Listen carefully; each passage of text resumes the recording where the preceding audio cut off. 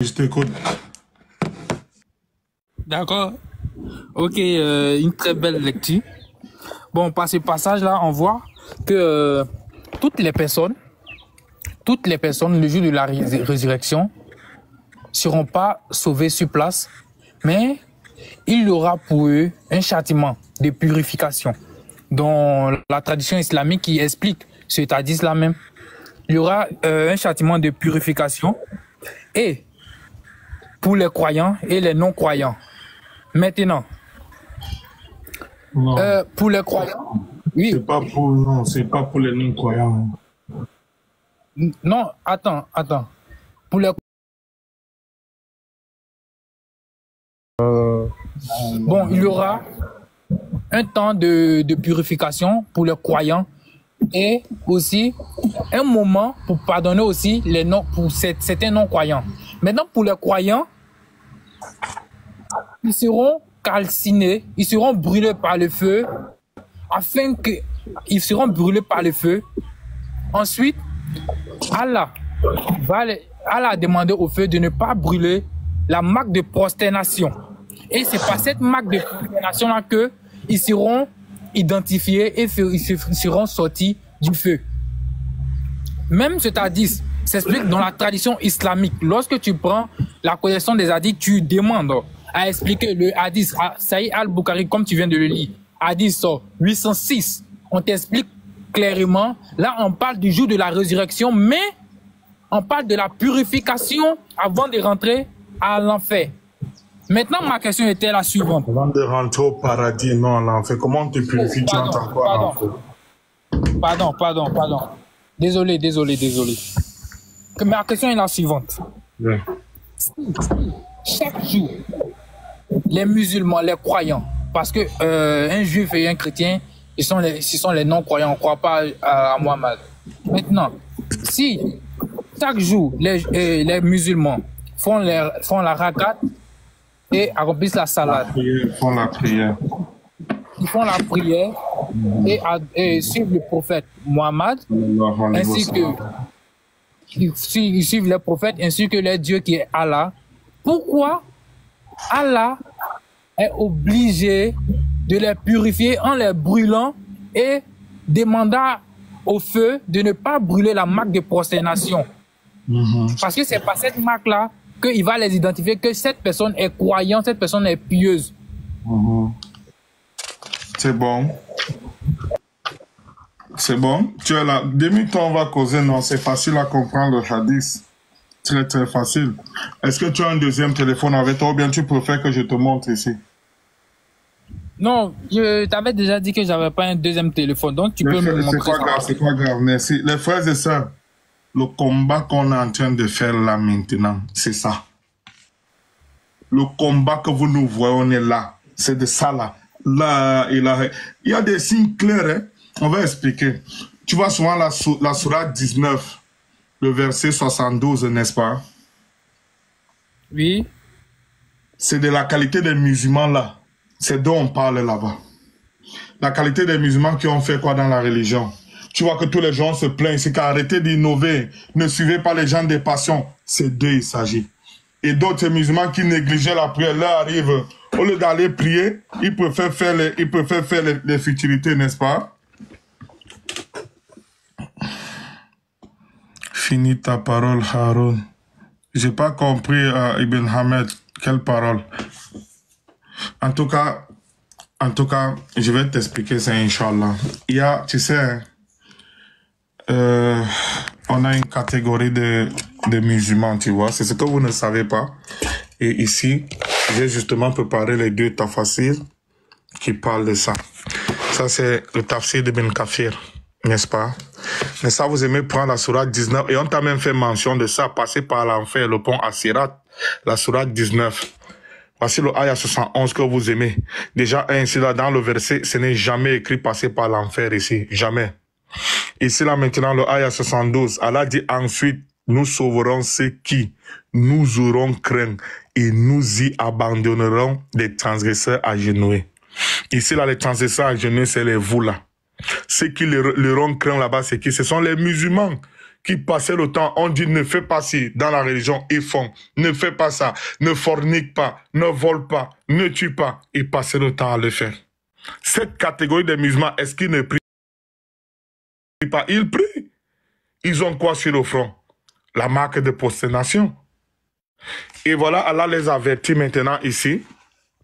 Allah subhanahu wa ta'ala les avertit dans la sourate 4, le verset 115. Il dit, et quiconque s'oppose au messager d'Allah, au messager, après que la guidée lui est clairement apparue, et suit un autre sentier que celui des croyants, nous l'abandonnerons, j'espère que tu vois, hein, nous l'abandonnerons à ce qu'il aura adopté et le ferons brûler dans la géhenne.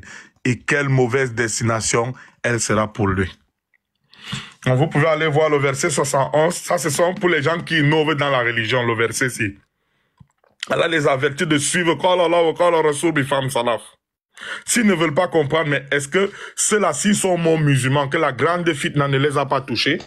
Cette catégorie de personnes-là, bel et bien, elles restent musulmanes, mais elles doivent aller en enfer. C'est dont on parle dans le hadith là. Et on parle maintenant aussi au début du hadith de la traversée du pont As-Sirat. C'est encore bien, le hadith lui-même te dit que le pont n'est pas dans l'enfer. On a lu la tradition dit le pont, il est au-dessus de l'enfer. On est d'accord, fils de Jésus? On est d'accord parce que dans l'hadith est très loin, pardon, et ouais, ça a bien édifié tout. Parce que ça veut dire l'enfer en bas et le pont est en haut. C'est sur ce pont-là qu'ils vont passer pour aller au paradis. Justement, on va passer au-dessus. Tout le monde va y passer là-bas, n'est-ce pas? Effectivement. Maintenant, ma question était que si ces personnes, si les croyants, il n'y a pas de croyants, même si tu n'es pas trop, mais tu crois au prophète, tu crois au jour dernier, tu crois à Allah, tu sais que si tu le suis, toi, tu seras sauvé.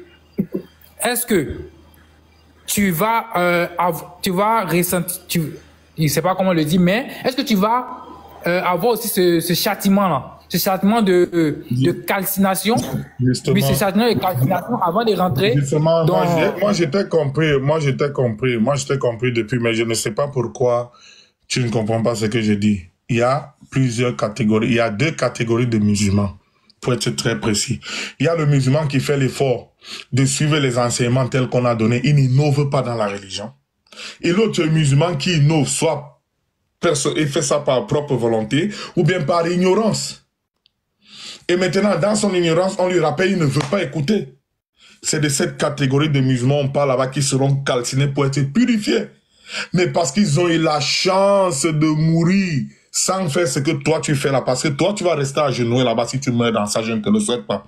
Allah dit dans la sourate 4, le verset 48, il ne pardonne pas qu'on lui donne quelque associé que ce soit. Ce que tu fais là, à part ça, il pardonne tous les péchés. Donc eux là, qui retardaient leur prière, qui forniquaient, qui insultaient et ils n'ont pas fait à tauba, qui ont gâté la religion. Donc au lieu de faire ce qu'Allah a dit, ils vont faire autre chose. Le prophète Mohammed sallallahu alayhi wa sallam dit dans le hadith rapporté par An-Nasa'i dans son Sunna 1578, toute innovation est égarement, et tout égarement va te mener en enfer. Donc la personne qui innove dans la religion s'égare, et dans son égarement, il ira en enfer s'il meurt dans ça. Maintenant, seul Allah sait, puisque seul Allah sonde les cœurs, si maintenant dans son égarement, il est tout de même resté musulman, ou bien la grande fitna, dont le grand shirk, ce que tu fais là, les a touchés. C'est de cette catégorie des musulmans, on parle comme Allah subhanahu wa ta'ala le fait mentionner dans la surah 19, le ayah 72, comme on t'a dit. Il va donc délivrer parmi eux ceux qui étaient pieux. Tu es là, fils de Jésus. Maintenant, la fin du hadith, ce qui m'intéresse dans la fin du hadith, on dit que la dernière personne, là, tout de même, elle va entrer au paradis par la miséricorde d'Allah, non? Ah, moi, je le vois pas. Il est en pause. On dit dans le hadith, comme on a lu, qu'en fin de compte, la personne, là, elle va entrer au paradis. Parce que le hadith, il s'est même coupé, mais c'est pas grave. Parce qu'en fin de compte, Allah va le faire entrer au paradis. Et il va penser qu'il va entrer, qu'il n'y a plus d'endroit au paradis. Tu vois un peu, non? Il n'y a pas de problème, les frères. Qu'il en redise, c'est tant mieux pour nous. Voilà l'explication même de la chose. Voilà pourquoi vous voyez le combat. Moi, ça m'a touché. Parce que c'est Allah qui fait ces choses. Exactement ce que nous sommes en train de combattre pour que ça, on fait les causes pour que ça ne nous arrive pas. Allah envoie maintenant un kafir venir encore parler de la même chose. C'est de ça qui le connaît. Non, on ne le connaît pas. Justement, pourquoi on ne tombe pas dans ces pièges-là. Je vais en pause parce que mes choses se trouvent dans la note. Tu vois? Là, on va donc faire comment? Moi, je t'ai expliqué dans la chose. Donc, c'est la catégorie des musulmans. En français facile. C'est la catégorie des musulmans qui ont innové dans la religion ou bien qui passaient le temps à violer les commandements d'Allah. Tu vois un peu, non? Mais eux, ils ne sont pas tombés dans le grand polythéisme comme vous. Ils vont d'abord aller en enfer. Tandis que l'autre catégorie des musulmans, ils vont passer flèche ceux qui n'ont pas fait de l'innovation par la permission d'Allah subhanahu wa ta'ala. Donc, grosso modo, c'est ça, quoi. Haroun, c'est quoi le numéro du hadith qu'il a 806, c'est un hadith authentique, c'est authentique. 806, Bukhari 806. Ouais, c'est authentique, 806, c'est authentique. Barakallah fik, akhi. En tout cas, barakallah. Tu vois, lorsque tu expliques comme ça, mais en gros, tu dis, ce ne serait pas tous les musulmans, ce ne serait pas une catégorie de musulmans, c'est ça? Parce que tu dis que ça ne serait pas tous les musulmans qui vont être purifiés par le feu de l'enfer, mais une catégorie de musulmans, c'est ça? Est-ce que tu vois ce que je te montre quand je parle? C'est comme si j'ai parlé mu. Est-ce que tu peux te concentrer sur ce que je dis?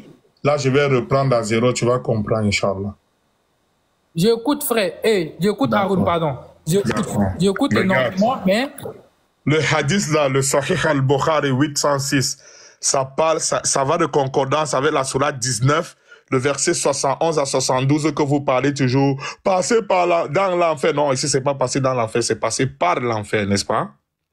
Le verset 71.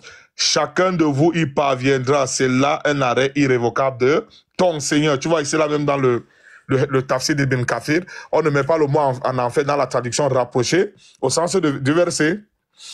Le verset 72, ça parle de cette catégorie de musulmans. Écoute encore bien. On dit, fais la prière à l'heure, il ne veut pas. On dit, ne change pas la religion, il change.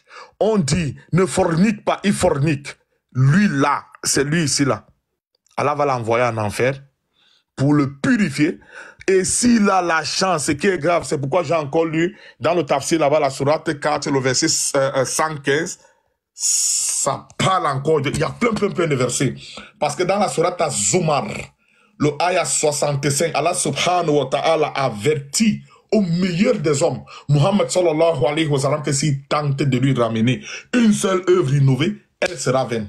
Regardez comment l'innovation est grande. C'est ceux qui sont tombés dans ça et les transgresseurs, ce sont eux ici. Mais est-ce qu'ils ne faisaient pas la prière? Ils faisaient la prière. Ils retardaient la prière. Tu vois un peu, non? Donc maintenant, alors, qu'est-ce qui se passe donc? Et c'est la catégorie des gens que tu vois qui vont en enfer, là, c'est eux. Mais les musulmans qui ont fait l'effort de ne pas gâter leur religion, les musulmans qui ont fait l'effort de faire comme Allah voulait, mais selon leur... Ils péchaient même. Mais ils faisaient l'effort, ils regrettaient et tout. Eux, là, ils vont entrer au paradis par la permission d'Allah subhanahu wa ta'ala. Voilà l'explication de ces hadiths. Donc, pour que tu vois les deux catégories des musulmans. Et frères et sœurs, Allah ne fait rien au hasard. Ce dont on parle, c'est un kafir qui a apporté encore. Allahu Akbar. Celui qui a la tête pour comprendre les choses, il comprend. Celui qui n'a pas la tête, frère. Oui, monsieur Jésus, je t'écoute. Oui, j'ai bien compris. Mais Ibn Massoud, je prends Ibn Massoud dans les exégètes islamiques, il dit... Bon, attends, je fais une capture, je t'envoie, pardon, parce qu'il ne peut pas sortir et puis rentrer ça avant de mettre en place. Dis-moi ce qu'il dit. Bon, il dit que ce n'est pas une catégorie de musulmans, mais tous les musulmans, mais parce qu'ils vont peser les actes. Ils vont peser les actes. Bon, ok, attends, je t'envoie. Écoute. Je sais, t'inquiète, je sais ça, je sais c'est faux. Mais tu n'as pas compris ce qui était dit.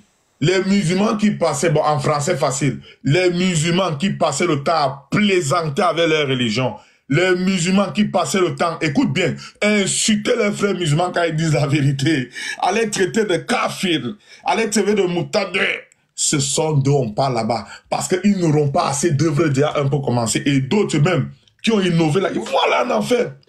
Toute cette panoplie-là, c'est dont on parle. J'ai affiché, cher. J'ai affiché. Voici le hadith ici. Je l'ai affiché depuis. Non, je ne sais pas ce que tu fais que tourner. Personne, rien ne contredit personne là. Oui, je vois qu'on ne se contredit pas, mais on va sur la même base. Mais le fait de me dire que non, ce que Ibn Massoud a dit, c'est pas vrai, mais tu as dit ce que tu viens de dire, n'est-ce pas? Il ne faut pas il va dire une chose que tu n'as pas dit. Non, que Ibn Massoud a dit quoi? Il a parlé la même chose que je suis en train de dire là. Il est en train même d'avertir aux musulmans que ne jouez pas avec votre religion. Faites quand Allah ou quand le Rasoul bifam salaf. Cherchez où il y a les bonnes œuvres.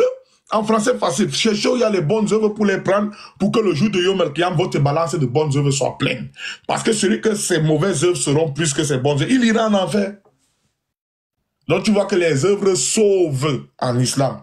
Et beaucoup ici mangent la chair des savants. Beaucoup ici mangent la chair de leurs propres frères musulmans. Parce que quoi? Ils cherchent les vues des gens, ou ils cherchent l'agrément d'Allah. C'est cette catégorie de personnes-là. Donc, frères et sœurs, moi je ne connais pas ce monsieur ni d'Adam ni d'Ève. Wallahi.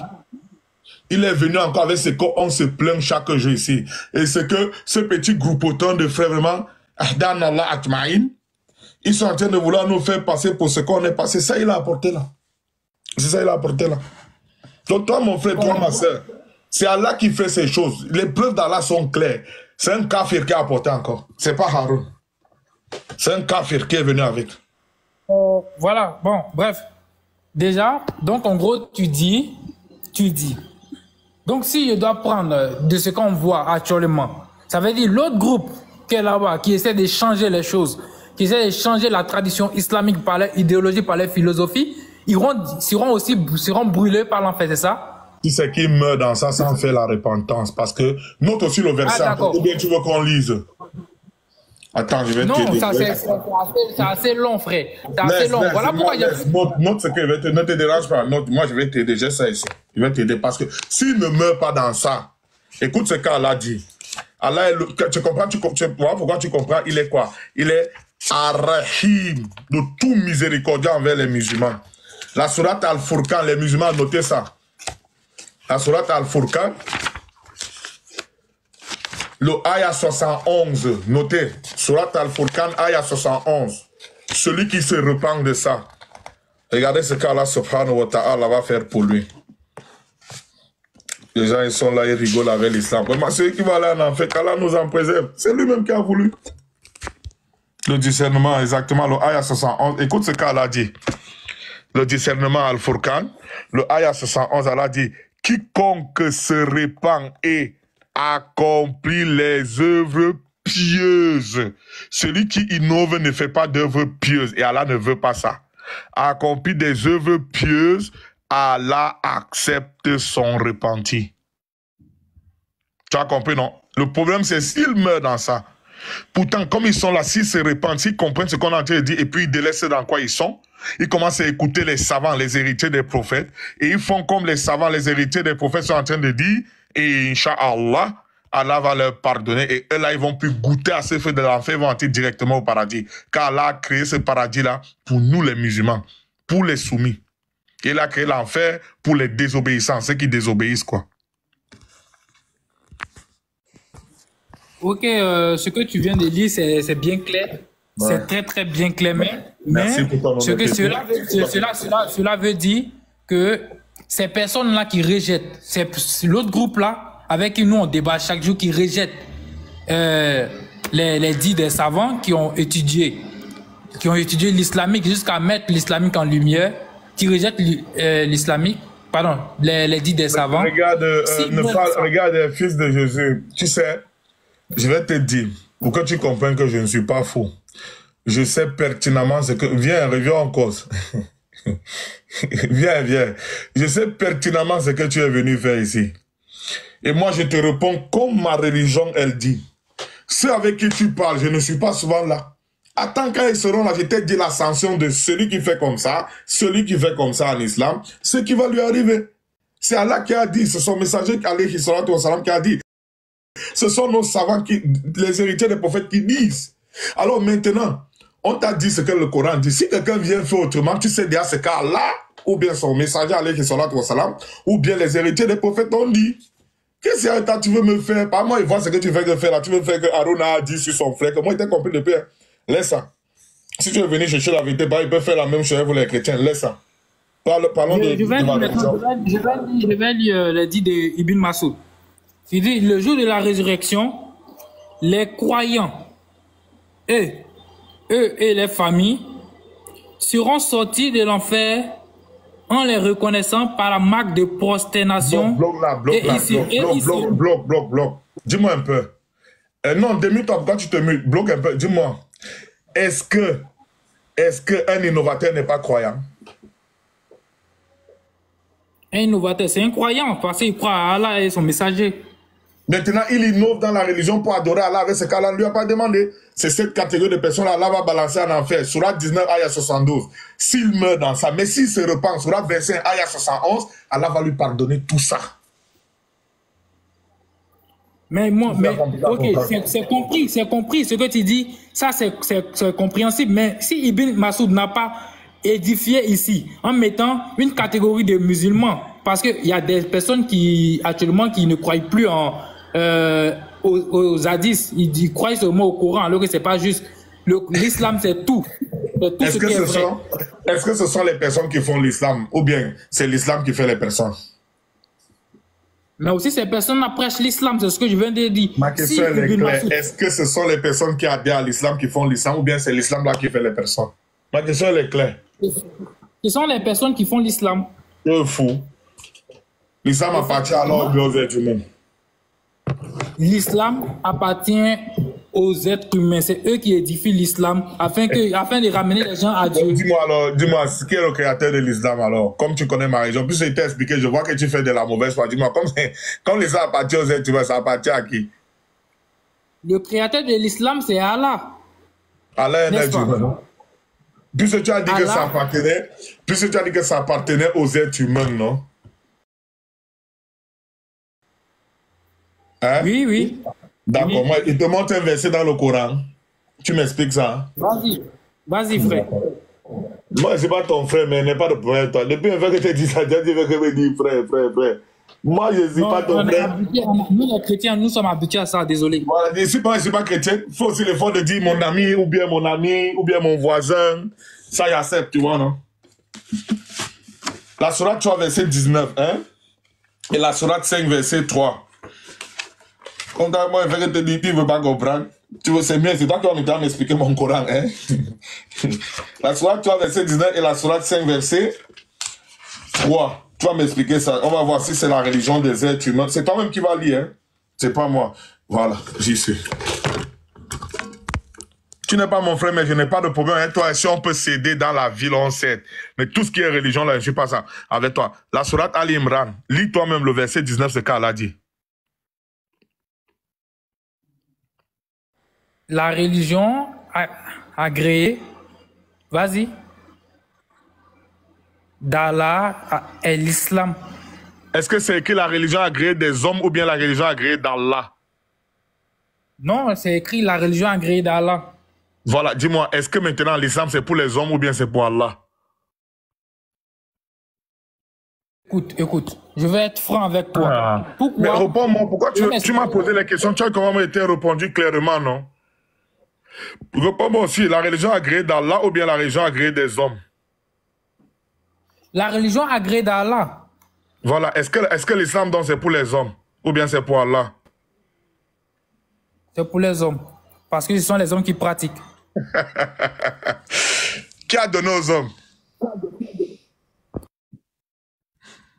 C'est Allah qui a donné aux hommes. Maintenant, les hommes qui sont allons-y doucement. Attends. Dis-moi. Je vais t'aider. Fils de Jésus, regarde. Tu me donnes ta goutte si pour boire. Pour boire de l'eau dedans. Vas-y. Est-ce que c'est ma goutte ou c'est ta goutte? Tu sais, c'est différent de la religion, hein? Ouais, réponds-moi d'abord, non?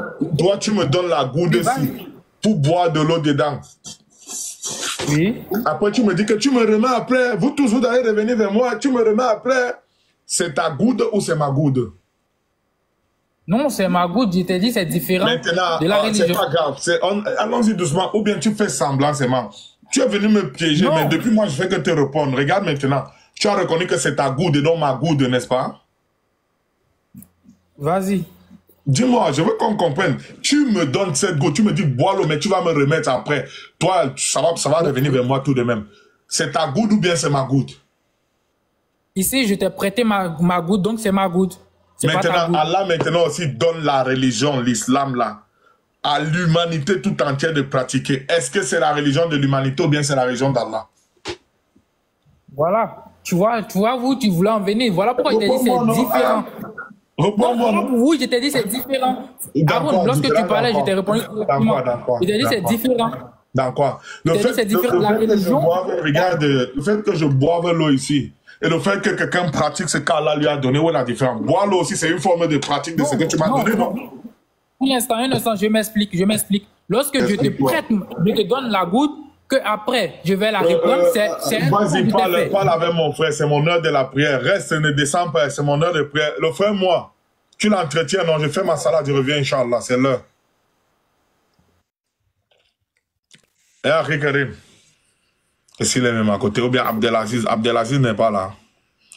Le frère, moi, vas-y, entretiens notre ami chrétien là. Il voit la vérité, mais si c'est que lui m'a donné la goutte, après il m'a dit tu vas me remettre, c'est sa goutte. Alors s'il nous a donné l'islam là pour pratiquer, c'est quoi? La religion islamique, ils l'ont pas prêté. Allah n'a pas prêté aux hommes.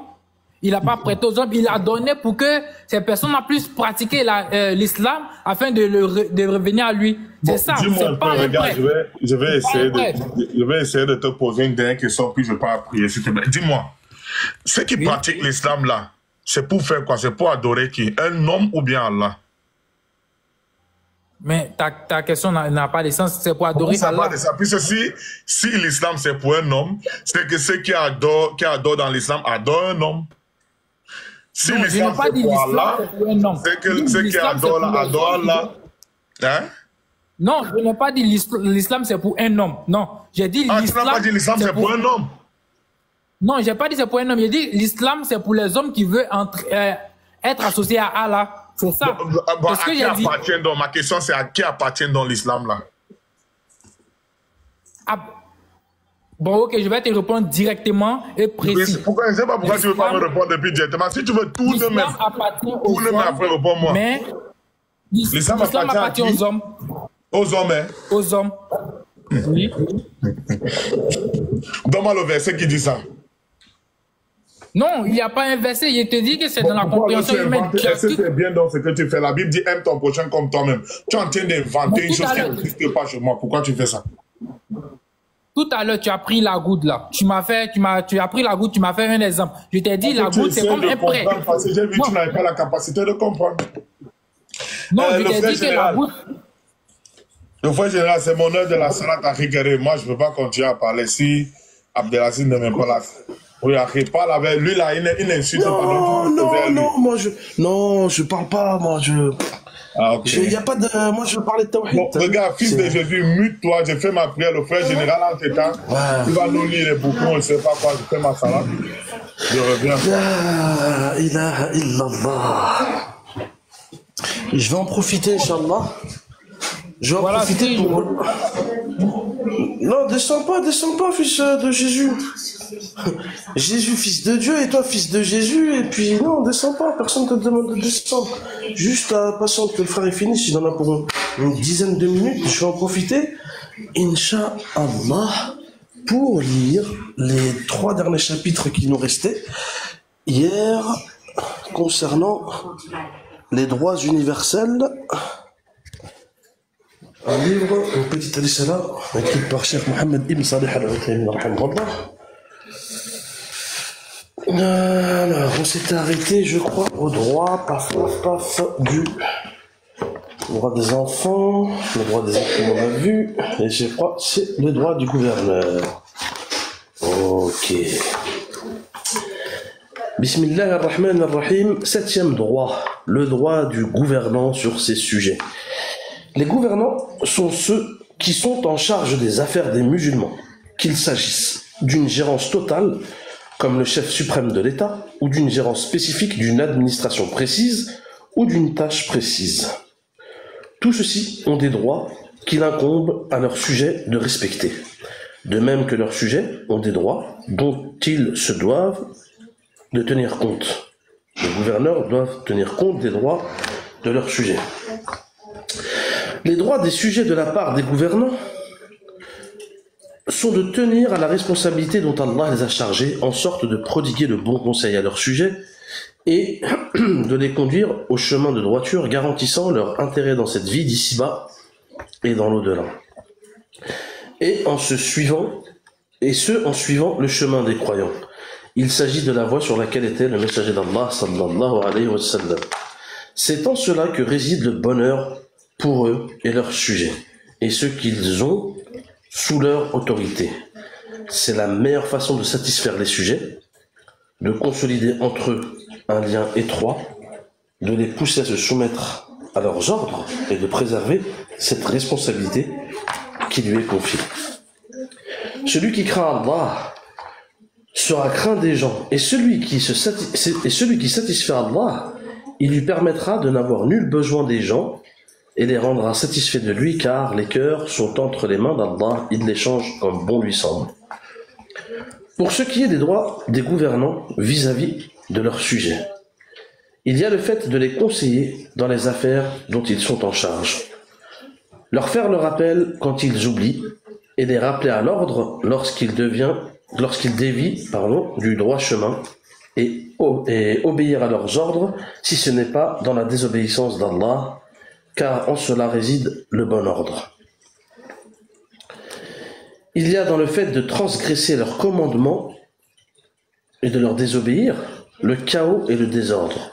C'est pour cela qu'Allah Azza wa Jalla a exhorté de lui obéir ainsi qu'à son messager sallallahu alayhi wa sallam et ceux qui détiennent le pouvoir. Allah dit: ô les croyants, obéissez à Allah et aux messagers et à ceux d'entre vous qui détiennent le commandement. Le prophète alayhi salatu wassalam a dit, ça c'est dans Surat 4 verset 59 mes frères, quant au hadith du prophète alayhi salatu wassalam qui a dit: il incombe aux musulmans d'écouter et d'obéir dans ce qu'il aime et répugne, sauf si on lui ordonne la désobéissance. Si on lui ordonne une désobéissance à Allah, point d'écoute et point d'obéissance. Rapporté par Al-Bukhari et Muslim. Abdullah ibn Omar a dit: nous étions en compagnie du messager d'Allah sallallahu alayhi wa sallam en voyage lorsque nous nous arrêtâmes quelque part. Le crieur du messager d'Allah sallallahu alayhi wa sallam se mit à crier: rassemblez-vous pour la prière. Nous nous rassemblâmes donc autour du messager d'Allah sallallahu alayhi wa sallam qui dit: il n'y a de prophète qu'Allah envoya sans qu'il n'eût le devoir d'indiquer à sa communauté le bien qu'il connaît pour eux et qu'il ne les avertisse du mal qu'il connaît pour eux. Votre communauté que voici, son salut fut octroyé à ses premiers partisans, tandis que ces derniers connaîtront le malheur et les choses que vous réprouvez. Et celui qui prête allégeance à un imam en lui donnant la paume de sa main et le fruit de son cœur, qu'il lui obéisse s'il le peut. Et si un autre se présente s'opposant à lui, frappez le cou de l'autre. Rapporté par Muslim.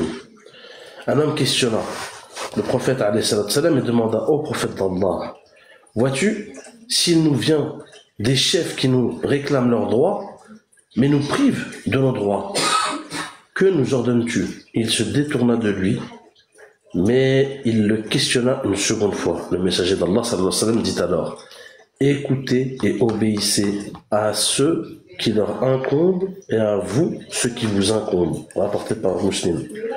Parmi les droits des gouvernants sur leur sujet figure le fait d'aider les gouvernants dans leurs tâches afin d'être une aide pour eux dans l'accomplissement de ce dont ils ont la charge et que chacun connaisse son rôle et sa responsabilité dans la société afin que l'affaire se déroule de la manière qu'il convient.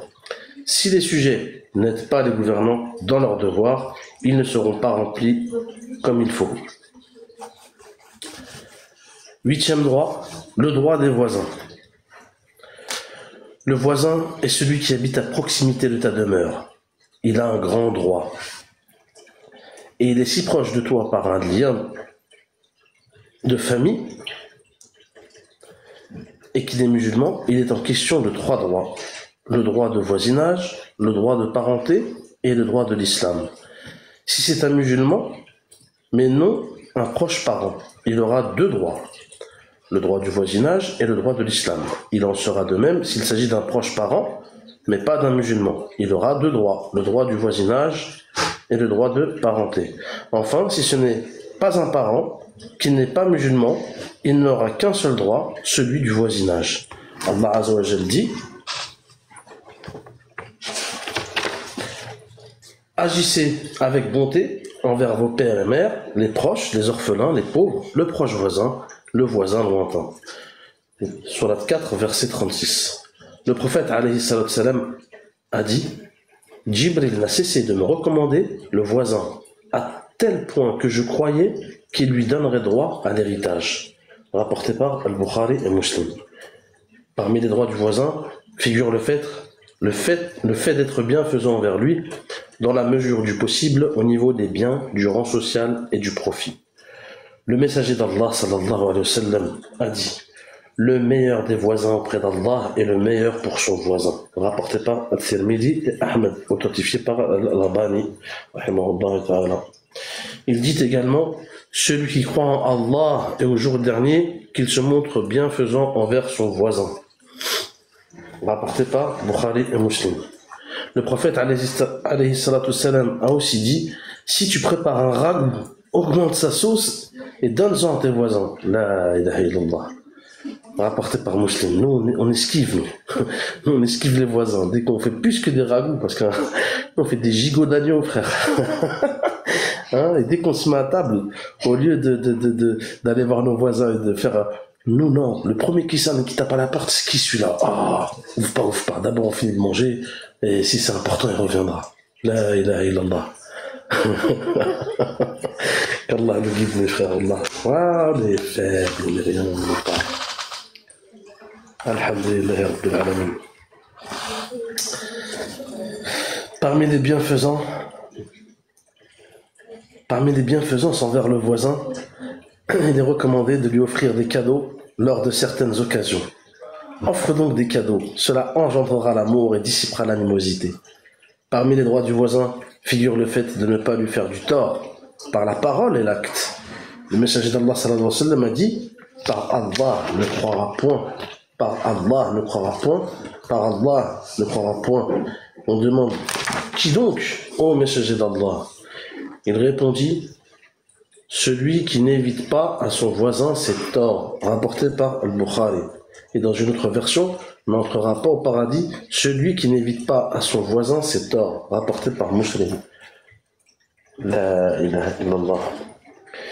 Celui donc qui n'évite pas à son voisin son mal ne sera pas croyant. Ya Rabb, Allah qu'Allah nous pardonne. Combien de fois on a dérangé nos voisins? On a parlé fort, on a fait des choses qu'il n'y avait pas. Hein? On les a dérangés. Et on dit, t'as vu, on est sur le haq. Mais là, faut se repentir, il faut vraiment pas déranger ses voisins, Allah. Et qu'Allah pardonne à nos voisins si même eux ils nous ont dérangés.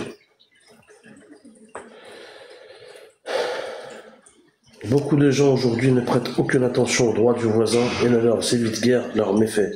Ils sont constamment en dispute avec eux. Ils sont injustes dans leurs droits et leur causent du tort par la parole et l'acte. Tout ceci est contraire à l'ordre d'Allah et de son messager. Cela engendre la désunion entre les musulmans, la dispersion de leur cœur et la négligence de leur honneur. 9e droit, le droit du musulman en général. Ces droits sont très nombreux.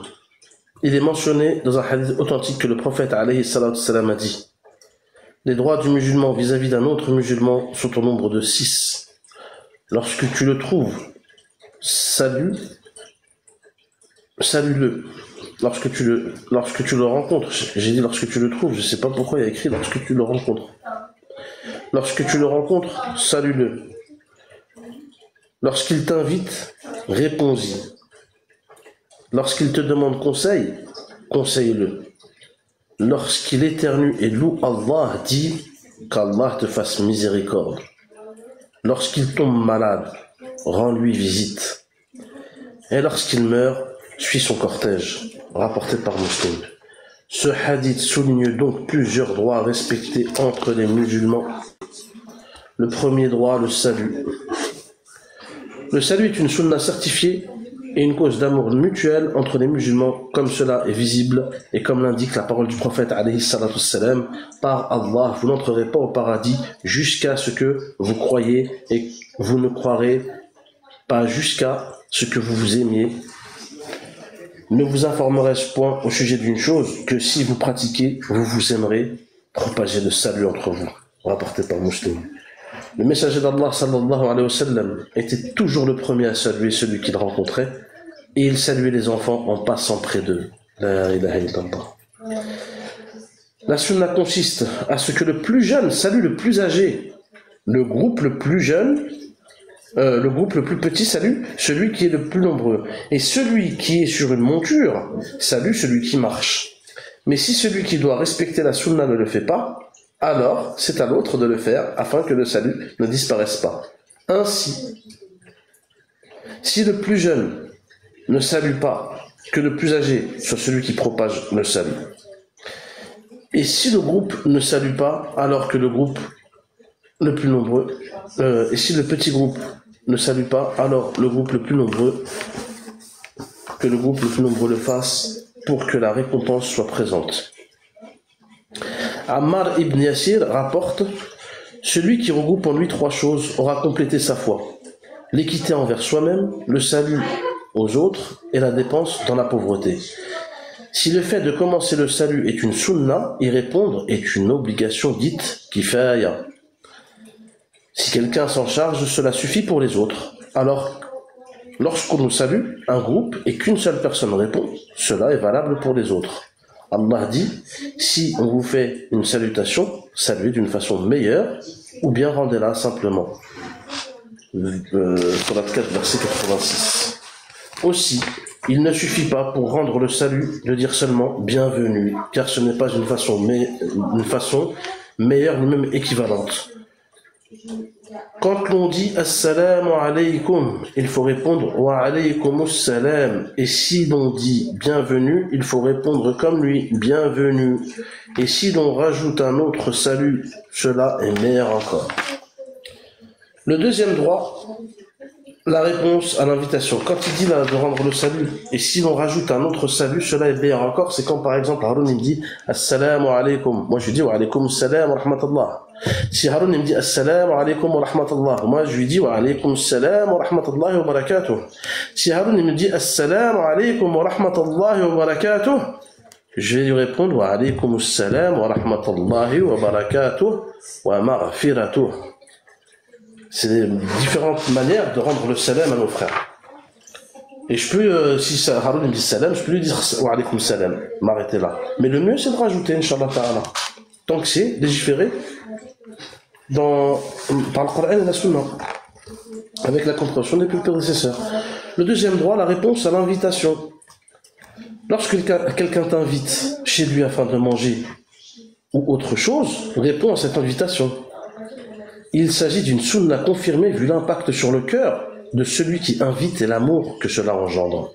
La seule exception est le repas de noces auquel la réponse à l'invitation est obligatoire avec les conditions qui sont connues selon la parole du prophète alayhi salatu wassalam, et celui qui n'y répond pas aura désobéi à Allah et à son messager, rapporté par Muslim. Quand quelqu'un vous dit c'est ma walima, je me suis marié, mon frère, je fais un repas pour mon mariage, et qui t'invite, tu es dans l'obligation de répondre à son invitation. Il va pas t'inviter au dernier moment, mais s'il le fait, bah, si tu as vraiment quelque chose à faire, la râle, tu vois. Mais il faut vraiment faire tout ton possible pour assister à son repas de noces. Il se peut que l'ordre du prophète, alayhi salatu wassalam, lorsqu'il t'invite, réponds-y, englobe aussi l'appel à l'aide. Tu as le devoir donc d'y répondre lorsqu'il t'appelle pour que tu l'aides afin de porter quelque chose ou la jeter ou autre. Tu as le devoir de l'aider conformément à la parole du prophète, alayhi salatu wassalam. Le croyant est pour un autre croyant telle une brique se soutenant l'une l'autre. C'est-à-dire quand tu sais que ton voisin t'as vu peut-être déménager, je sais pas moi, un frigo qui est en panne, et qui te dit s'il te plaît tu peux venir m'aider, et que toi tu es en mesure de l'aider, et tu lui dis ah non je peux pas, j'ai mal au dos, alors que t'as pas mal au dos, t'as juste la flemme. Revois ta niya mon frère et aide ton voisin, Inch'Allah ta'ala, qu'Allah nous facilite. Le troisième droit, le conseil quand il en a besoin. Lorsqu'il te demande conseil, conseille-le. C'est-à-dire, lorsqu'il vient chez toi en te demandant ton conseil au sujet d'une affaire, conseille-le, car cela fait partie de la religion. Comme dit le prophète, alayhi salatu wassalam, la religion, c'est le conseil pour Allah. Son livre, son messager, les chefs des musulmans et leur ensemble. Par contre, s'il ne vient pas chez toi pour te demander conseil, et qu'il y a un tort ou un péché dans ce qu'il compte faire, tu te dois de le conseiller même s'il ne vient pas chez toi, car cela fait partie de la réprobation du blâmable. D'un autre côté, s'il n'y a aucun tort et aucun péché dans ce qu'il fait ou ce qu'il compte faire, mais que tu vois qu'autre chose serait plus profitable pour lui, il n'était pas obligé de lui dire cette chose, sauf s'il te demande conseil. Dans ce cas, cela deviendrait obligatoire. Le quatrième droit, invoquer la miséricorde d'Allah en sa faveur. Juste une chose de faire. Concernant ad-din wa nasihatu lillah wa li kitabihi. Quand ils traduisent par la religion, c'est le conseil pour Allah, c'est pas une bonne traduction. Parce que c'est qui va conseiller Allah? Son livre, son messager. Vous voyez ce que je veux dire ou pas? La religion, c'est le conseil écrit pour Allah, son livre, son messager. Les chefs des musulmans et leur ensemble. Ad-din al-nasiha, je préfère garder le mot nasiha. Le mot nasiha. En arabe, parce que la traduction, elle est approximative comme conseil, alors que c'est pas vraiment le conseil. Mais la religion, c'est nasiha pour Allah, son livre, son messager, les chefs des musulmans et leur ensemble.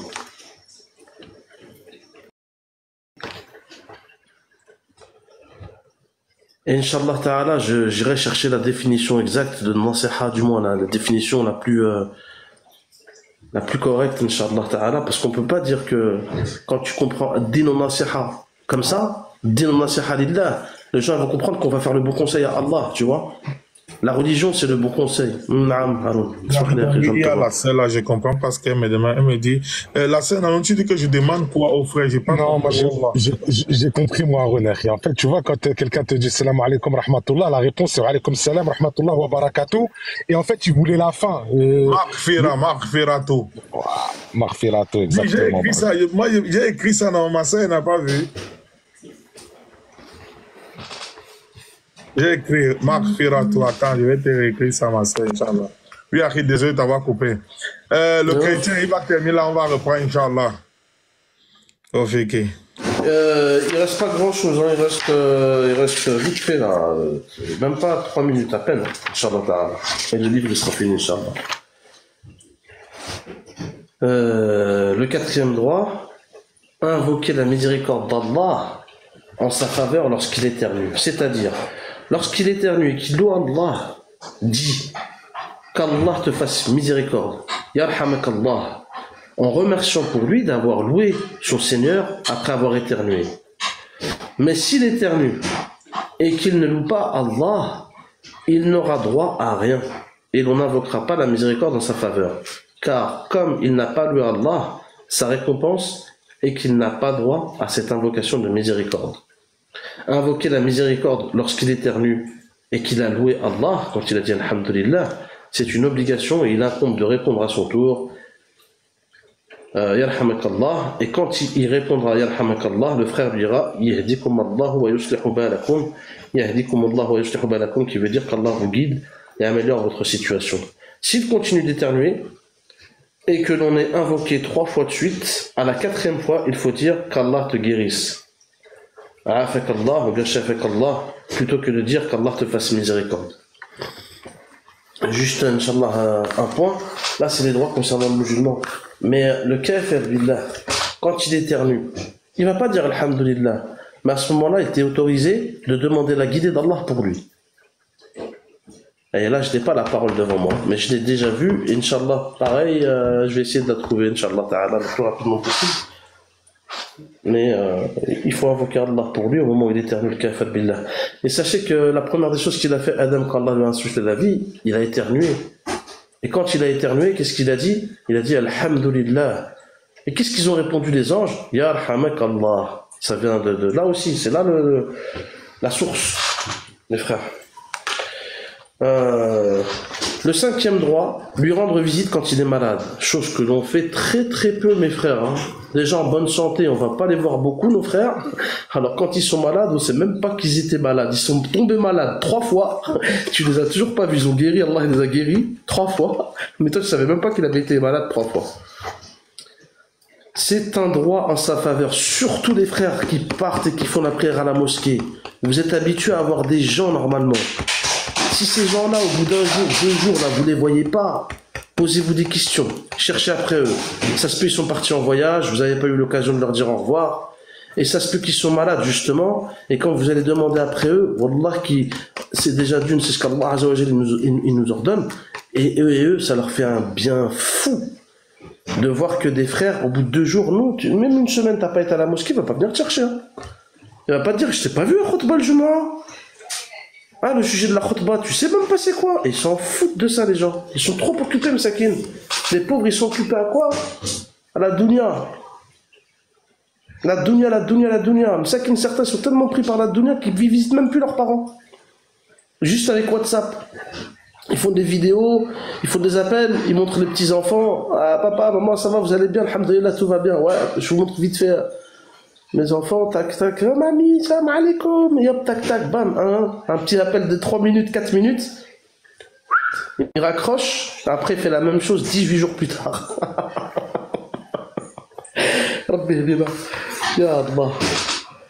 Donc c'est un droit à sa faveur, incombant à ses frères musulmans, il est de leur devoir de l'accomplir. Et si le malade jouit du droit de parenté, d'amitié ou de voisinage, l'ordre de lui rendre visite est encore plus appuyé. La visite change en fonction de la situation du malade. Elle peut nécessiter de le visiter plusieurs fois, comme cela peut nécessiter de diminuer les visites. Le plus important est de tenir compte de la situation.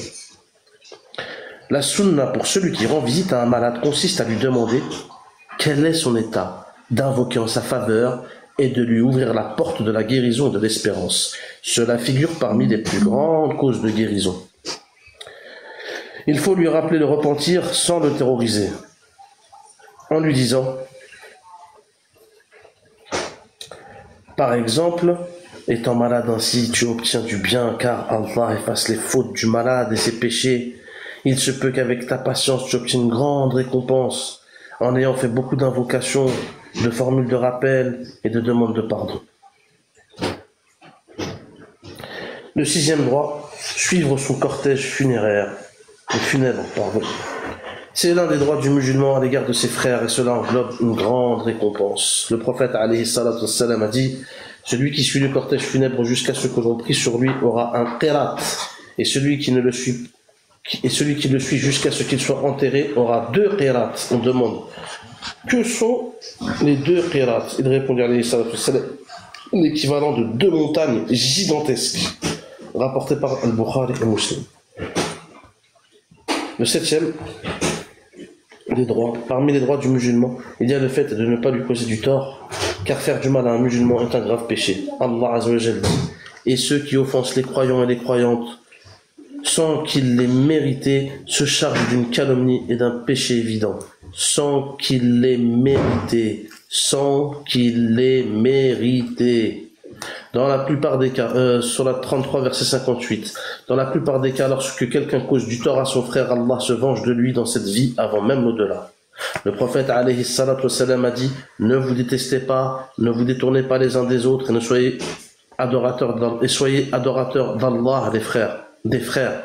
Le musulman est le frère du musulman. Il ne les opprime pas, ne les humilie pas et ne le méprise pas.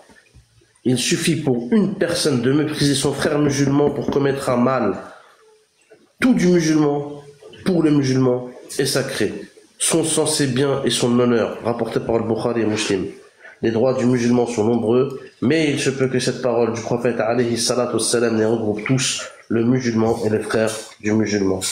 En appliquant le sens de cette fraternité, il s'efforcera de lui vouer tout bien et de s'éloigner de tout ce qui peut lui porter atteinte.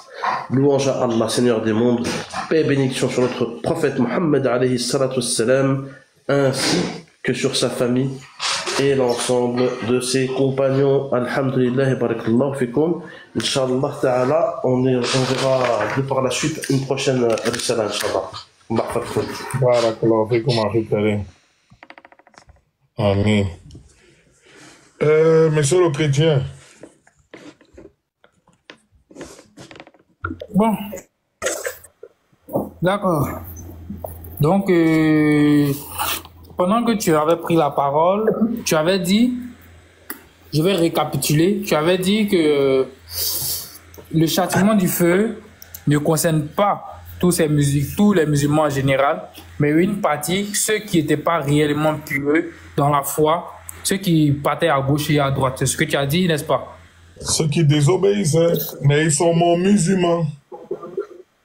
D'accord, c'est ce que je disais, c'est ce que je disais.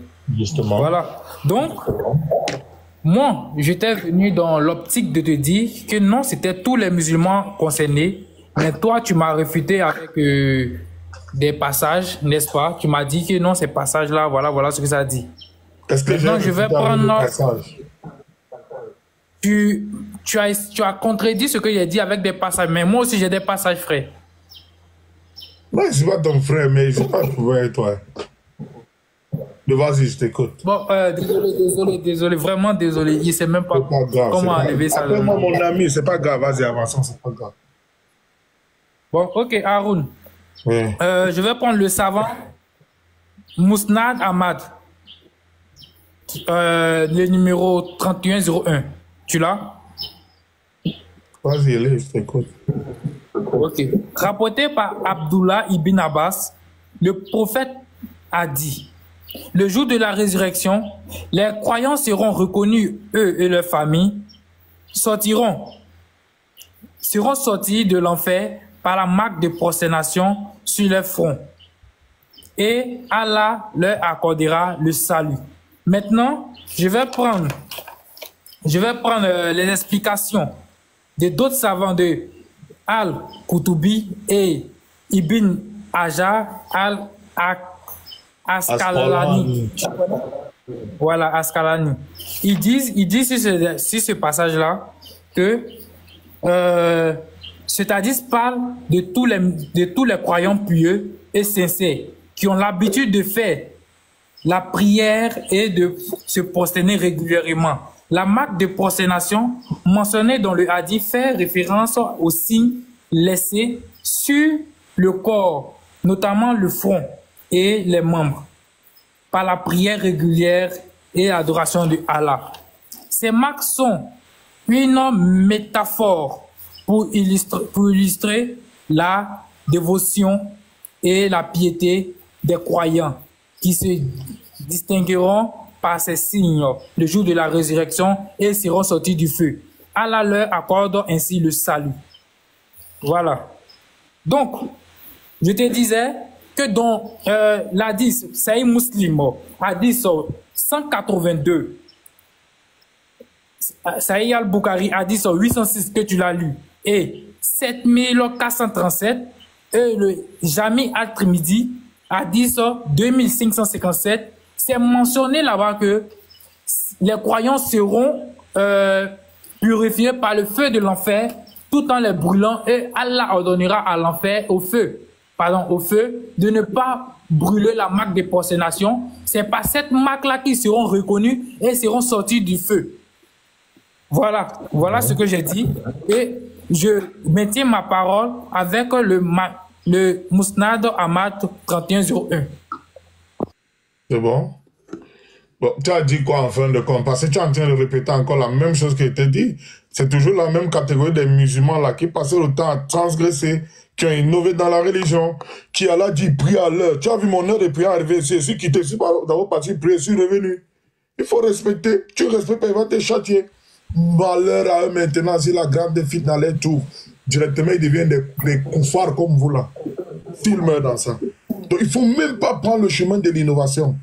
C'est ce qu'on combat ici. Le hadith toujours parle de la même chose. Maintenant, et si tu veux me montrer, tu as compris ma religion, pas depuis un fait que te dire, voilà, tu veux te tourner ou bien tourner. Dis-moi un peu. En islam, on comprend. Écoute, non. Ton modérateur Barcelone, il dit non, attention, qu'on a l'habitude de falsifier les trucs. Il faut lui dire, quand depuis je suis assis ici, lorsque je parle, je donne en même temps la référence. Tu es avec moi ici, là, non? Ouais. Non, frère, je donne la référence ou pas? Quand je parle, je donne toujours la référence. Tu es avec moi ici ou bien tu es avec les spectateurs? Laisse le supporter dire ce qu'il dit. Non, je suis avec toi. Alors? Je suis avec toi, mais lorsque je donnais la référence. Laisse le supporter qui parle. Non. Haroun. C'est fils de Jésus. Attends 2 secondes, s'il te plaît. Excuse-moi, attends. Le problème qu'il a, le fils de Jésus, par rapport à l'enfer, il pense que tous les musulmans vont aller en enfer. Exactement. Non, fils de Jésus. En fait, tout à l'heure, tu vois, avant de lire le livre, avant qu'il fasse... Attends 2 secondes, s'il te plaît, mon frère. En fait, quand il m'a proposé de te parler, fils de Jésus, je pensais que tu voulais parler de, tu sais, tous les trucs, comment ils appellent, Jean 1, tout ça, t'as vu? Moi, ça m'intéresse pas. Mais si tu voulais parler de ça, excuse-moi, en fait, j'avais plus l'écouteur dans mes oreilles, j'étais en train de faire les devoirs avec mon fils. Sache une chose, Allah Azzawajal, celui qui l'aura adoré sans lui donner aucun associé, Allah lui pardonnera ses péchés. Parce que Allah nous a créés pécheurs, mais Allah Azzawajal, parmi les pécheurs, il préfère qui? Celui qui se repent de ses péchés. Donc notre tawhid, pour qu'il soit renforcé, vu qu'on adore Allah seul sans lui donner d'associé, mais qu'on est quand même défaillant par nos péchés, et ben justement, Allah Azzawajal, lui, qu'est-ce qu'il fait? Subhanallah et ta'ala, les gens qui ont le tawhid, qui l'ont jamais donné d'associé, il va leur pardonner, ils vont entrer au paradis sans jugement, sans châtiment, ils vont pas subir quoi que ce soit. Et il y en a d'autres qui vont, eux, par contre, subir certaines choses, tu vois. Chacun, on appelle ça être sous la machia d'Allah, on est sous sa volonté. Si Allah, il veut, il pardonne. Si Allah, il veut, il châtie. Mais son châtiment, quoi qu'il arrive, c'est une purification pour certains. Ouais. Allah, il dit dans le Coran, il dit, Inna Allah la yaghfiru an yushraka bih, wa yaghfiru ma duna dhalika liman yasha. Ce qui veut dire, Allah ne pardonne certes pas qu'on lui associe quelque divinité que ce soit. En dehors de cela, il pardonne à qui il veut. C'est-à-dire, il pardonne à qui il veut. Il y a des gens à qui il va vraiment pardonner, ils vont pas rentrer en enfer. Et il y en a d'autres à qui il ne veut pas, qui va d'abord les passer par, justement, le châtiment, et par rapport à leurs traces de la prière sur leur front, leurs genoux, etc., etc., notamment le fait qu'ils faisaient des ablutions aussi, le feu ne mangera pas ces parties-là, mais ils resteront un temps, selon ce qu'Allah aura voulu, et ils seront sortis de là. Pourquoi? Parce que c'est des gens du tawhid, c'est des gens qui donnent pas d'associé à Allah. Ils disent قل هو الله أحد الله الصمد لم يلد ولم يولد ولم يكن له كفوا أحد. Ils disent Alhamdulillahi Rabbil Alamin, un Rabb, Al-Alamin, tous les mondes, tout ce qui a été créé. Ar-Rahman Ar-Rahim, le tout miséricordieux, le très miséricordieux. Malik Yawmiddin, Ar-Rahman Ar-Rahim, Malik Yawmiddin. Malik Yawmiddin, ça veut dire le maître du jour de la rétribution, du jour du jugement. Donc quand tu regardes juste ces trois premiers versets, qu'est-ce qu'on en tire? Alhamdulillahi Rabbil Alamin. On remercie Allah et on le dit avec amour qu'on a un seul Seigneur. Sans ça, on serait tous déstabilisés. Un Dieu qui te dit jeûne la journée, mange le soir. Un autre qui te dit non, mange la journée, jeûne le soir. Tu vas désobéir forcément à l'un des deux et donc tu auras un châtiment. Ar-Rahman Ar-Rahim, on doit le dire avec l'espoir d'avoir sa miséricorde. Yaqin. C'est ça, mon frère. Maliki Yawmiddin, on doit craindre. Maliki Yawmiddin, ce verset il est lourd. Maître du jour de la rétribution, et ce jour va arriver. Et tout le monde va comparaître devant Allah. Donc ça, c'est Tawhid. Maliki Yawmiddin. Regarde maintenant. Iyyaka na'budu, c'est toi seul que j'adore. Wa iyyaka nasta'in, et c'est toi seul dont j'implore le secours. Ihdina as-sirata al-mustaqim. Guide-nous sur le droit chemin. C'est quoi ce chemin? Sirata alladhina an'amta alayhim, le chemin de ceux que tu as comblé de faveurs. C'est qui? C'est l'Anbiya, jusqu'à Mohammed alayhi salam, les prophètes, les messagers, tous ceux qui les ont suivis. Ghayril maghdubi alayhim wala dallin. Amin. Amin. Et non pas le chemin de qui? De ceux qui ont encouru ta colère, ni les égarés. Et ça va pas te faire plaisir, mais là, en l'occurrence, les premiers cités sont les juifs, les deuxièmes sont les chrétiens. Pourquoi? Parce que les juifs, bien sûr, mais c'est à la base, les juifs ont la science, mais la mettent pas en application. Ils la cachent. Ils ont encouru la colère d'Allah. Quant aux chrétiens, qu'est-ce qu'ils ont dit? Pourquoi c'est des égarés? Pourquoi Allah a dit wala dallin? Parce que ils ont dit que Jésus, c'est le fils de Dieu. Est-ce que Jésus c'était un prophète? Est-ce que Jésus c'était le fils de Dieu? Est-ce que Jésus c'était Dieu? Est-ce que, tu vois, ils se sont posés, en fait, ils se sont pas mis d'accord parce que Allah n'a pas voulu ça, justement. Tu vois ou pas? Et dans Surat Al-Kahf, Allah, il dit quoi? Kalimatan. T'as vu, quand il parle des gens qui ont dit de Isa, c'est le fils de Marie. Isa, c'est ce qu'on dit. Ceux qui ont dit que c'était le fils de Dieu, Allah a dit kaburat kalimatan takhruju min afwahihim in yaquluna illa kadhiba. Allah a dit concernant ces gens-là, quelles monstrueuses paroles qui sortent de leur bouche. Haroun, tu connais une parole qui sort d'une autre, le son d'une parole qui sort d'un autre endroit que la bouche? Non. Pourquoi Allah il stipule dans ce verset quelles monstrueuses paroles qui sortent de leur bouche? Tout simplement parce que c'est pas scientifique avec des preuves à l'appui, ils ont juste dit ça de leur propre passion qui vient juste de la langue. Ça vient pas du cœur, ça vient pas du cerveau. Et c'est pour ça qu'Allah a dit que cette parole-là, elle ne sort que de leur bouche. Ouais. Donc, la Fatiha, tout est tawhid. Les premiers versets de Bismillah ar-Rahman ar-Rahim, donc Alhamdulillah Rabbil Alamin, ar-Rahman ar-Rahim, Maliki Yawmiddin, Iyyaka na'budu, tout ça c'est pour Allah. Ensuite, la suite, Iyyaka wa Iyyaka nasta'in, ihdina as-sirata al-mustaqim, sirata alladhina an'amta alayhim, ghayril maghdubi alayhim waladdallin, amin. Ça c'est pour qui? Pour la créature, pour le serviteur d'Allah. Est-ce que tu comprends, fils de Jésus? Il va te dire oui, mais on t'écoute, fils de Jésus. Attends, j'étais muté, excuse-moi, je t'avais muté, fils de Jésus. Est-ce que tu as eu un peu plus d'éclaircissement par rapport à ça ou pas? Ce que j'ai compris, tu as beaucoup parlé, mais vous n'avez pas répondu à ma question. Attends, je remute. Si tu veux, je répète tout ce que j'ai dit. Attends. Je répète tout ce que j'ai dit pour que tu recomprennes. Tu veux? Attends, tu veux que je répète? Si tu veux, je répète un peu moins vite, je te redétaille tout et on prend le temps avec toi, fils de Jésus. Je t'ai dit, tu m'as pas compris. Est-ce que tu m'as laissé lire d'abord? Dis-moi. Non, mais Jésus, fils de Jésus. Okay, mon fils de Jésus. Attends. Excuse-moi 2 secondes. Moi. Quand j'ai là, je viens d'intervenir. Excuse-moi, je viens d'intervenir. Pourquoi? Parce que je t'ai dit, j'étais occupé, je savais pas de quoi tu parlais au départ. Toi, tu penses que tous les musulmans vont aller en enfer. On va passer sur le pont Sirat qui mène au paradis. Certains vont être traînés en enfer, descendus en enfer par des chaînes. Ça va arriver. Maintenant, je te dis, certains parmi les musulmans, ils passeront ce pont à la vitesse la plus rapide. C'est-à-dire le clignement de l'œil. Paf, l'éclair, paf, ils passent à cette vitesse-là, ce pont. Il y en a d'autres qui vont le passer à la vitesse d'un cheval au galop, d'autres d'un chameau, d'autres d'un homme qui court, d'autres qui est en train de marcher, d'autres qui est en train de ramper. Chacun selon ses épreuves, chacun comment il aura tenu son comportement dans cette vie d'ici-bas vis-à-vis d'Allah, il va passer ce pont-là.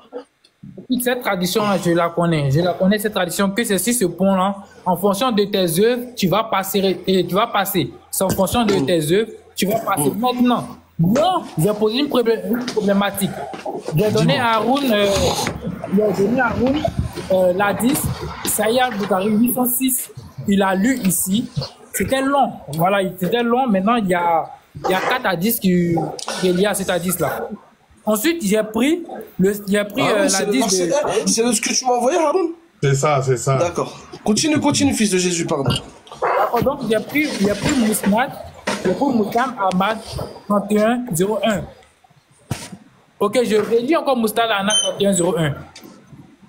Rapporté par Abdullah ibn Abbas, le messager d'Allah a dit, le jour de la résurrection, les croyants seront reconnus, eux et leurs familles, seront sortis de l'enfer par la marque de prosternation sur leur front et Allah leur accordera le salut. Ok? Ensuite, maintenant, lorsque je prends la tradition islamique des explications, je reprends l'explication de Al-Koutubi et Ibn Hajar al-Asqalani, ils nous disent quoi sur ce passage-là? Please.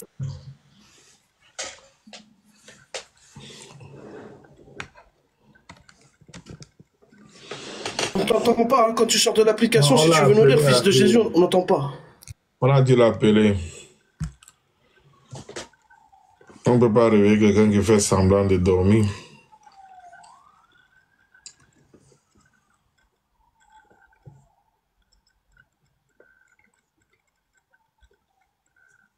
Pendant qu'il est un peu occupé, là, Haroun, dis-moi, c'est quoi son problème?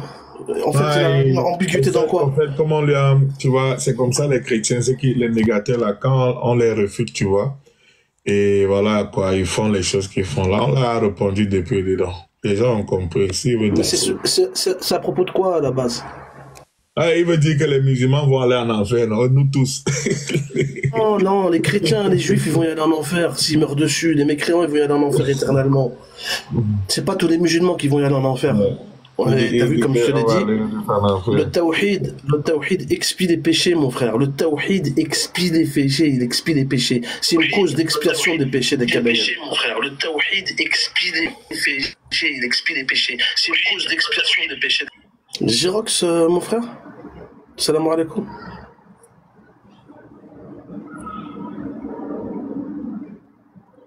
Salam rahmatullah barakatuh.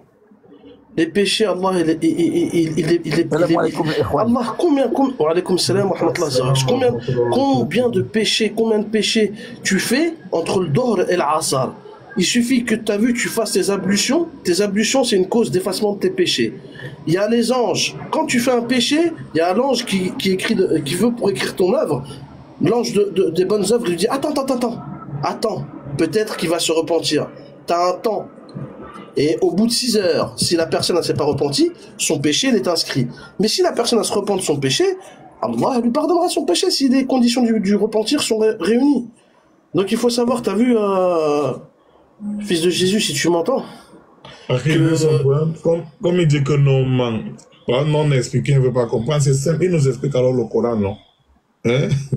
Puisqu'aucun hadith ne contredit le Coran et Karim, jusqu'à preuve de contraire, on n'a jamais vu. Non. Mais fils de Jésus, tu es là, ta connexion n'est même pas bonne. Tu es là, fils de Jésus.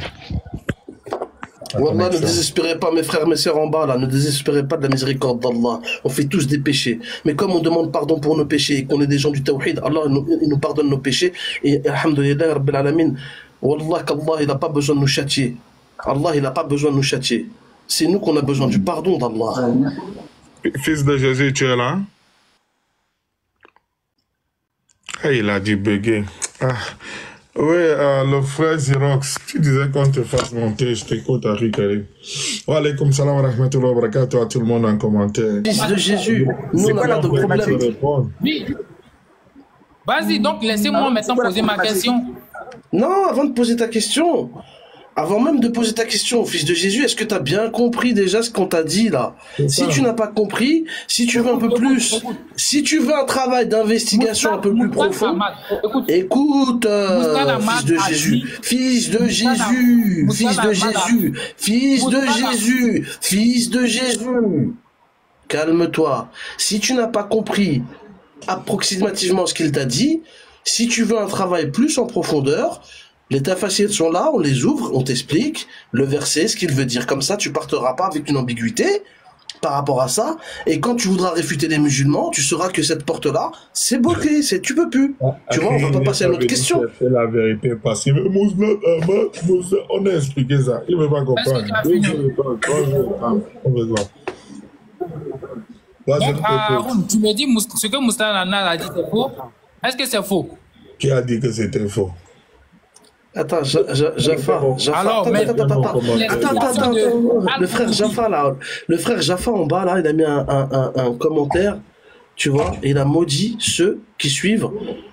Il a maudit Cheikh Rabi' et ceux qui le suivent. Jaffa, nous, mon frère, nos ulama, c'est nos guides, c'est notre GPS. On parle pas sur eux, on mange pas leur viande. Et on leur donne leurs droits. Tu vois, le droit des savants, tu vois, on leur donne leurs droits. Donc, si toi, tu viens pour maudire les savants et ceux qui les suivent, mon frère, revois, t'as vu un petit peu, t'as vu ta croyance, comment qu'elle est, parce qu'il y a un problème, tu vois. Plutôt que d'insulter comme ça inutilement, ça sert à rien, mon gars. Barakallahu fik, Jaffa. Les prophéties de Nabi alayhi salatu wasalam qui sont en train de s'accomplir. Pour les musulmans, on va arriver, on dit la ilaha illallah, là. Muhammad Rasulullah, ils vont s'entretenir entre eux. C'est ça qui commence. Les musulmans sont là, on parle. Évitez, ne tombez pas, ça doit arriver. Ne tombez pas dans ça. Voilà. Allah vous facilite, nous facilite. C'est quoi la question de fils, les frères? J'ai pas entendu. Et dès que tous les musulmans vont partir en enfer. Et quoi, sur lequel verset, la 1972, là? Non, elle a apporté les hadiths qui parlent des musulmans qui faisaient la bida, là, les muqtadi et tout ça, tu vois. Ah, d'accord, ok. Et donc, on lui a expliqué ça, mais lui veut que faire le malin, donc il veut pas comprendre parce qu'il venait, il se disait qu'il a trouvé un joyau. Comme il se fait réfuter, il insiste, il fait comme ça, guys. Mais je ne suis pas fait réfuter. Il a posé une problématique. Il a demandé si ce que Mousnad Ahmad a dit, c'est faux. Tu as dit non. Maintenant, il t'a posé une question. Si l'explication du savant Al-Koutubi et Ibn Hajar ont dit si ce truc, si c'est à dire de Mousnad Ahmad. L'explication du savant, mais je viens de le lire. Je l'ai lu au moins 3 fois. Écoutez un peu. Lis. On dit c'est-à-dire parle de tous les croyants pieux et sincères. Écoute, c'est-à-dire parle de tous les croyants pieux et sincères qui ont l'habitude de faire les prières et de se prosterner régulièrement.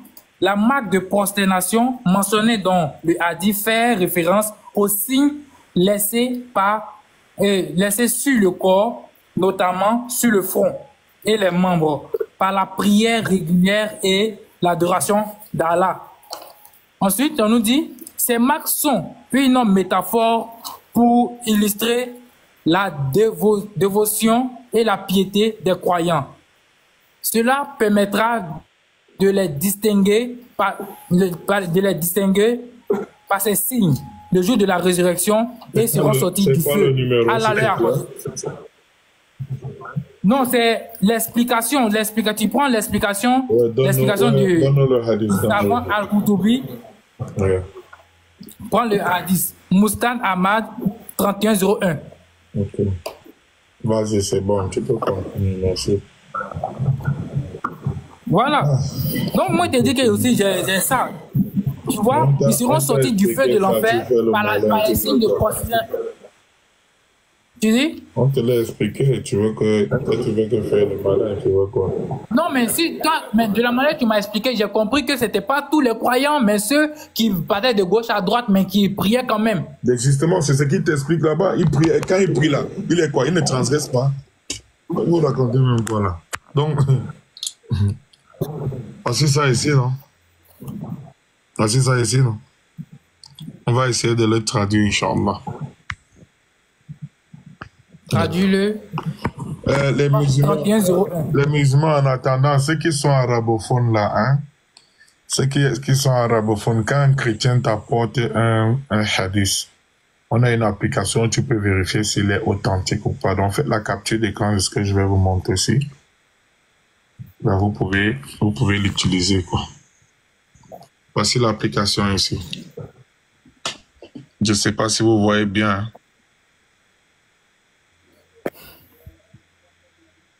Avec cette application, tu peux vérifier Oups, j'ai touché quelque chose là.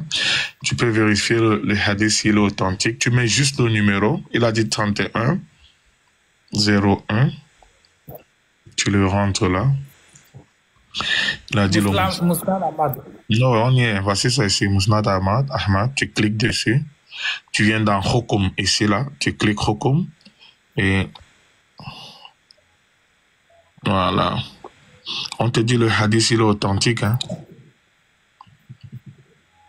Ok. Donc maintenant, nous, on va faire comment? On va juste le prendre comme ça. Écoute, je vais jamais apporter un hadith non authentique. Jamais de ma vie. Même si tu le Jamais. fais. Même si tu le fais. Je vais Non, vous je mettre vais la jamais. capture je vais vous mettre la capture d'écran un instant. Attendez, Voilà, je vais jamais le faire.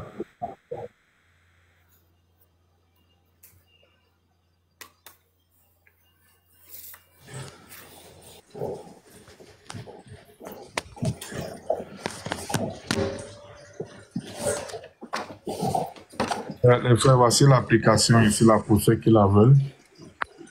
Voici l'application. Faites la capture d'écran. Hein. Voici l'application ici. Là, voici ici. Pour ceux qui la veulent. Voilà. Et bon, vous avez fait? Ça, c'est pour les arabophones. Hein? Oui, Wafik. C'est pour les arabophones. Les francophones, ils ne peuvent pas utiliser ça. Ok. D'accord. D'accord. Donc, avec ça, vous partez, comme je vous ai montré, quand vous rentrez juste le numéro du hadith, et puis le nom, Mousnad Ahmad, comme il a dit, et puis vous cliquez ici sur le deuxième, c'est Hukum. Et vous lisez, parfois ça apparaît ici, parfois c'est là. Et vous voyez si l'authentique, Daïf ou bien Mordo, ou bien, parfois ça n'apparaît même pas, parce que ça n'existe pas, c'est un faux hadith. Quoi. Donc voilà, bon, en tout cas, ce sera au moins facile d'utiliser ça. Quoi. Okay. Le hadith, moi, le type veut me faire bavarder inutilement depuis, on lui a expliqué les choses. Haroun, Haroun. Non. On a un petit peu de temps là, avant que le live il commence là, Inch'Allah. On a un peu de temps, ouais. J'aurais bien aimé lire un petit peu de choses concernant le Tawhid, mon frère. Notamment, tu vois, dans Kitab al-Tawhid, il y a un chapitre qui s'intitule... Arrive, je remonte, j'ai des appels, je remonte tout de suite là. Vas-y. Ouais, c'est ça. Ouais, bye bye. Au revoir, fils de Jésus. Parce que c'est la unique Mon bague. frère, Au revoir. non, ne dis À pas ça, bientôt. ne dis pas ça. À bientôt. J'ai dit au revoir, à bientôt. Au revoir, à bientôt, fils de Non, Jésus. tu as dit, ouais, c'est ça. Ouais, c'est ça, ouais. Il a Ouais, dit c'est ça, ouais. Ouais, c'est ça, ouais. Voilà, Ouais. avec toi. Pourquoi Ouais, tu c'est veux ça. faire Moi, je te dis, c'est ça. D'ailleurs, tu vois, fils de Jésus, ton passage ici, là, sur le live, il va nous permettre justement de voir, par exemple, là, tout de suite, les mérites du monothéisme et les péchés qu'il permet d'expier. Tu vois, on va tirer des fawaïds de ce que tu as dit là, pour que les musulmans en bas, là, ils comprennent que... Oui, remonte, redescends, va où tu veux. Fais ce que tu veux, fils de Jésus. Tu dis que Jésus, t'es le fils de Jésus, tu dis que Jésus, c'est le fils de Dieu. Il y a quoi? Il y a du divin aussi en toi, quoi. Bon.